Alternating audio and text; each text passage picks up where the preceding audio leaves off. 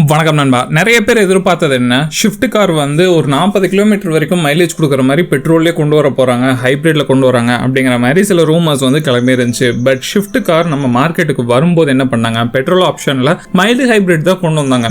So அது வழியாக பார்த்தோம்னா அதிகபட்சமாக 24 கிலோமீட்டர் வரைக்கும் கம்பெனி தரப்புலேருந்து அஷ்யூர் பண்ணுறாங்க. பட் ஆன் டைம் ரியாலிட்டியில் அவ்வளோ மைலேஜ் கிடைக்குமா அப்படிங்கிறது டவுட் தான். புதுசாக வாங்க போகிற கார் வேணா 20+ கிலோமீட்டர் per லிட்டருங்கிற மைலேஜ் வந்து கொடுக்கலாம். போக போக மைலேஜ் ட்ராப்பாக இருக்கான வாய்ப்புகள் நிறைய இருக்குது. இது எல்லா காருக்கும் காமன் தான், இல்லைன்னு சொல்லல. பட் ஷிஃப்ட் காரில் மாருதி என்ன பண்ணுறாங்கன்னா, வெயிட்டை காம்ப்ரமைஸ் பண்ணுறாங்க, இன்ஜினில் காம்ப்ரமைஸ் பண்ணுறாங்க. ஸோ இந்த மாதிரி நிறைய விஷயங்களை காம்ப்ரமைஸ் பண்ணி தான் வண்டியோட மைலேஜை இம்ப்ரூவ் பண்ணுறாங்க அப்படிங்கிற விஷயமும் இருக்குது. சரி, இந்த காரில் அடுத்து என்ன அப்டேட் இருக்குது அப்படின்னு பார்த்தீங்கன்னா, இப்போ வந்து ஷிஃப்ட் கார் பார்த்தோம்னா பெட்ரோலில் மட்டும்தான் லான்ச் பண்ணியிருந்தாங்க. ஸோ அடுத்ததாக பிளான் பண்ணியிருக்கிறது சிஎன்ஜியில் பிளான் பண்ணியிருக்காங்க.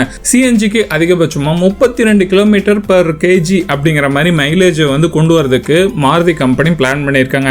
ஆல்ரெடி ஷிஃப்ட் காரில் பூட் ஸ்பேஸ் அப்படிங்கிறது சுத்தமாக கிடையாது. டாடா கம்பெனி மாதிரி ட்வின் சிலிண்டர் வந்து யூஸ் பண்ணியிருந்தாங்கன்னா கொஞ்சம் பூட் ஸ்பேஸ் கிடைக்கிறதுக்கான வாய்ப்பு இருக்கும். பட் அந்த மாதிரி மாருதி எதுவுமே பண்ணல, சிங்கிள் சிலிண்டராக தான் யூஸ் பண்ணுறாங்க.